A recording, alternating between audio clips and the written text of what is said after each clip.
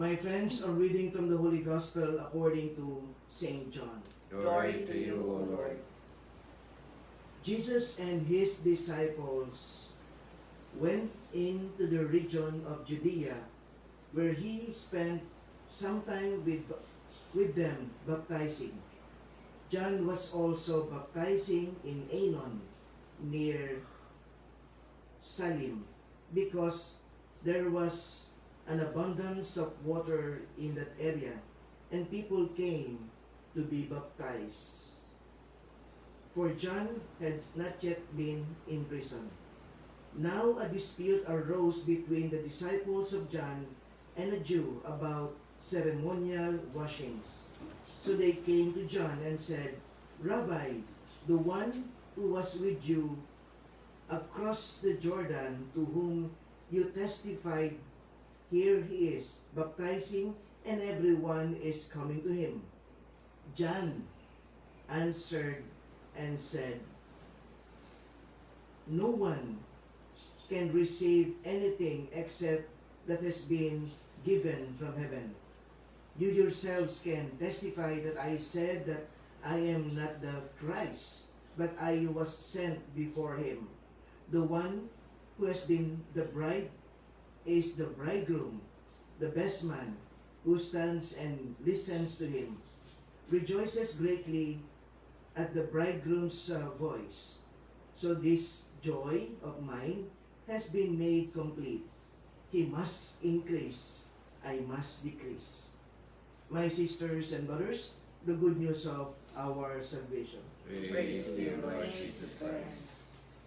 Good morning, my sisters and brothers, and happy fiesta to all of us as we celebrate the feast day of the Black Nazarene in Quiapo. And we pray that all our celebrations all over the Philippines, because we are in a way decentralized the celebration, so that we may be able to celebrate it without any danger of spreading the COVID virus all throughout our country. You know, my sisters and brothers, our gospel reading for the day is again we return to John the Baptist. We recognize the importance of John the Baptist, especially in the preparation of coming or the coming of Jesus. He definitely played a very important role. That's why we are always saying that John the Baptist was one of the greatest prophet of all time. From the Old to New Testament, John the Baptist, even if it is just a short time for him to do his role in preparing for the coming of Jesus or preparing for the coming of Christ, we realize the importance of his role in the salvation history. But the question, my sisters and brothers, is what are some possible takeaways that we may learn from John the Baptist? Ano po ba yung mga masasabi natin na mga mahalagang lessons or takeaways that we can bring home or remember, especially as we move in this 20 and 21? I realize, my sisters and brothers, that there are four important characteristics or core values that we may want to consider also in our own life in order for us to experience the fullness of life, especially in our own desire to follow Jesus. What are those four lessons or four takeaways? The first one, my sisters and brothers, is we are supposed to be a born pleaser. But a born pleaser to please God, but not to please other people. It is actually very unfortunate that when you look at our own life, most of the time, all of us, or majority of us, are people pleasers. No? Gumagawa po tayo ng maraming pamamaraan na sinusubukan po natin araw-araw na magkaroon na i-please, no? I-please po natin ang ating mga kaibigan, ang ating miyembro ng pamilya, even to the point that we are actually, in a way, not doing the will of God. Minsan po, ito po yung ating nangyayari sa ating buhay, no? Na nagiging para bang pleaser po tayo ng ibang tao, so that in the end, we may get their own attention, and then in the end also, we may get their own love. or some favor from them. Dapat po, matulad po tayo sa ating kay John the Baptist, na hindi po siya people pleaser. Mas God pleaser po siya, na ang kanyang hinahanap sa kanyang buhay ay ang kalooban ng Diyos. Ito po ba isa sa masasabi nating katangian ng ating buhay? At kadalasan po sa ating buhay nakikita po natin na kung ang hanap natin ay ang bigyan ng kaligayahan, kasiyahan ng ibang tao kaysa sa kasiyahan ng Diyos, ay makikita po natin na in the end, it may be a hindrance for us to follow the will of God. So let's be a born pleaser, but we please God, not other people. John the Baptist, in a way, is a God pleaser. The second possibility that we may learn is that nakita rin po natin that John the Baptist is a person of indifference, even to the point that in the end he was in a way totally detached to anything, to any person, to any values, to any persons, or to any material things. He was in a way totally detached. Kaya nga po makikita po ninyo sa ating pagbasa ngayon na nag-report ang kanyang mga ilang disipulo at ang sabi ng mga ilang disipulo, Panginoon, sabi nila, sinabi ng John, sabi nila,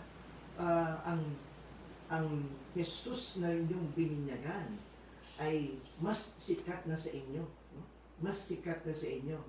At nalaman ng malinaw kay John the Baptist na ang kanyang buhay ay ihanda lamang bilang isang propeta na naghanda sa pagdating ng ating Panginoon. Makikita mo mga kapatid na hindi mahalaga sa kanya yung popularity. Hindi mahalaga sa kanya na kung ang kanyang grupo man lang ay hindi na maging sikat. Hindi na mahalaga sa kanya kung si Jesus ang mas pinupuntahan na ng tao kaysa sa kanya. Hindi na mahalaga sa kanya yan. In a way, we realize that John the Baptist was totally detached to anything, which is basically important in terms of following Jesus. Maganda tanong, sisters and brothers, ano yung attachment? Ano ba yung mga bagay mo sa buhay mo na in the end, you realize are also hindrances or inordinate attachment for you to follow the will of God? Somehow we realize that sometimes people or even things or even places or many other things or even values can also be an attachment for us to, in a way, this allows us to follow the will of God. Kaya tignan po natin ang ating mga buhay. Ano po ba yung mga bagay-bagay, tao, paniniwala, o even past experiences that stops us from doing the will of God? John the Baptist is a person who is actually indifferent, totally detached to anything. That's why he can easily follow the will of God.